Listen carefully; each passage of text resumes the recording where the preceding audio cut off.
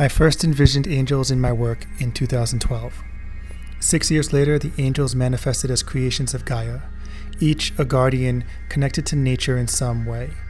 Thousands of years after their purpose was expended, what would those creatures be doing today? What would their lives look like if you spotted one of the guardians in her element when she thought no one was watching? When I finally began creating these artworks, I wanted to show their relationship to the wonders of nature through photography and digital art.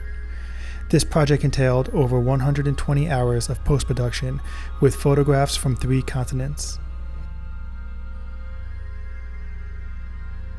Beginning March 3rd, the Guardians will be released one at a time, each an 8K resolution image in editions of 25.